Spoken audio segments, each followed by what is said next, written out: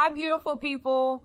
Today's video might make some of you very uncomfortable, but it's a conversation I need to have. I want to talk honestly about why I'm shifting my focus to more intentionally center Black people in my bariatric and GLP-1 work, and why this decision is about protection and not exclusion. I've been a dietitian for a very long time, long before social media, long before private practice, long before Real Talk Nutrition. And throughout my career, I've experienced patterns that I can no longer ignore, unfortunately. I want to be clear. I'm not talking about one off situations. I'm talking about consistent, repeated experiences. The majority of hostility, complaints, entitlement, and boundary pushing I've experienced as a professional have not come from people who look like me.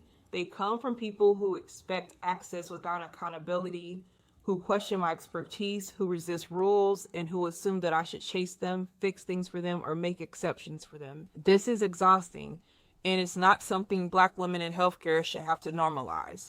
In my private practice, complaints have almost always come from misunderstandings that could have been avoided if the client had read, followed instructions, or taken responsibility for their part. And yet, the expectation is often that I should absorb the frustration quietly. In my online spaces, I see the same patterns: snarky comments, resistance to rules, pushback when the space is not centered on them. And here's the truth that doesn't get said enough: Black professionals are often expected to be endlessly inclusive, endlessly patient, endlessly accommodating, even when it costs us our peace. And I am done doing that. I don't want to do that anymore. This shift is not about excluding anyone. It's more so about intentionally centering people who share cultural context, live experience, and who are often underserved and overlooked in healthcare. White patients already have access to countless programs, providers, and spaces that were built with them in mind. Black patients do not. Black dietitians are still underrepresented.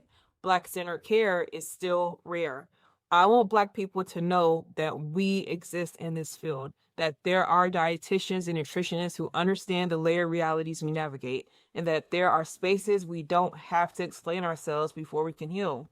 If you are not Black and you're already here, you're welcome to stay if you respect that this space is not centered on you. That means listening more than speaking, respecting boundaries, and honoring the rules without pushback. And if that doesn't feel aligned for you, that's okay. You have options. You always have.